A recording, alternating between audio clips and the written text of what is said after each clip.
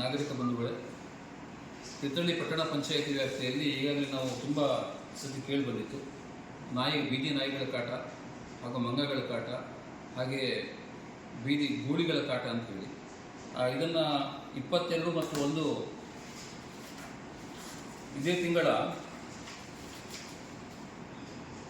21ನೇ ತಾರೀಕು ಮಾಸಿಕ ಸಭೆಯಲ್ಲಿ ಪಟ್ಟಣ ಪಂಚಾಯತಿ ಎಲ್ಲ ಸದಸ್ಯರ ಸಹಕಾರದಿಂದ ಒಂದು ನಿರ್ಣಯವನ್ನು ತಗೊಂಡಿದ್ವಿ.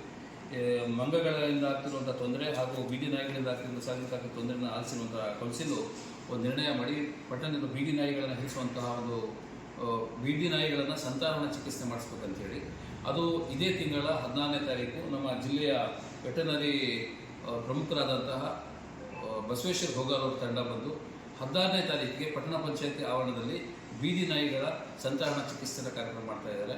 ಅದರಲ್ಲಿ ಒಂದು ಏನಂತ ಹೇಳಿದ್ರೆ, ಬೀದಿ ನಾಯಿಗಳಿಗೆ ಸಂಬಂಧಪಟ್ಟಂಥ ಒಂದು ಬೀದಿ ನಾಯಿನ ಆಪರೇಷನ್ ಮಾಡಬೇಕಾದ್ರೆ ಸುಮಾರು 846 ರೂಪಾಯಿ ಅದಕ್ಕೆ ಬೇಕಾದ ಮೆಡಿಸಿನ್ಗಳು ಬೇಕಾಗ್ತದೆ. ಒಂದು ನಾಯಿ ಹಿಡಿಸಲಿಕ್ಕೆ 400ರಿಂದ 500 ರೂಪಾಯಿ ಅದರ ವೆಚ್ಚ ತಲುಪುತ್ತದೆ. ಯಾರು ಸಾಕು ನಾಯಿಗಳಿದ್ದಾವೆ ಅವರ ಸರ್ಜರಿ, ಆ ನಾಯಿಗಳ ಸರ್ಜರಿ ನಮ್ಮ ಪಟ್ಟಣ ಪಂಚಾಯತಿಯಲ್ಲಿ ಮಾಡೋದಿಲ್ಲ. ಯಾಕಂತ ಹೇಳಿದರೆ ಅವರು ಬೇಕಾದ್ರೆ ನಮ್ಮ ಪ್ರೈವೇಟಾಗಿ ಅವರು ಅದನ್ನು ವೆಟರ್ನರಿ ಹಾಸ್ಪಿಟಲ್ಗೆ ಹೋಗಿ ಅವ್ರು ಮಾಡಿಸ್ಕೊಬೇಕಾಗ್ತದೆ. ಬೀದಿ ನಾಯಿಗಳಿಗೆ ಸಂಬಂಧಪಟ್ಟಂಥ ಸಂತಾನ ಚಿಕಿತ್ಸೆಯನ್ನು 16ನೇ ತಾರೀಕು ಇದೇ ತಿಂಗಳ 16ನೇ ತಾರೀಕು ಭಾನುವಾರ ದಿವಸ ಪಟ್ಟಣ ಪಂಚಾಯತ್ ನಡೆದಿದೆ.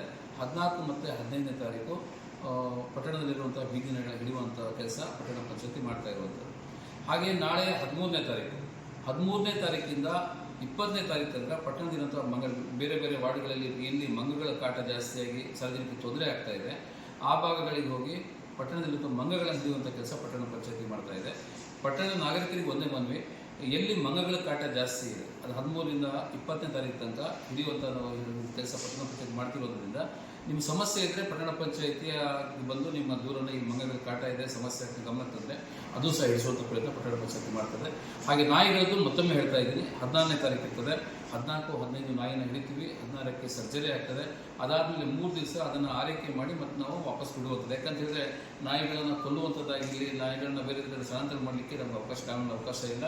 ಅದು ಜನರಿಗೆ ಆಗ್ತಿರೋ ಸಮಸ್ಯೆಗಳ ಮೇಲೆ ಸ್ವಲ್ಪ ಆದರೂ ಏನಾದರೂ ಸಮಸ್ಯೆ ಬಗೆಹರಿಸುವ ಪ್ರಯತ್ನ ಪಟ್ಟಣ ಪಂಚಾಯತಿ ಮಾಡ್ತಾ ಇದೆ. ಎಲ್ರಿಗೂ ಧನ್ಯವಾದ. ಇದನ್ನು ಸದುಪಯೋಗಪಡಿಸಿಕೊಳ್ಳಿ ಮತ್ತು ಗಮನಕ್ಕೆ ತರುವಂಥ ವಿಚಾರಗಳಿಗೆ ಬಯಸ್ತೇನೆ.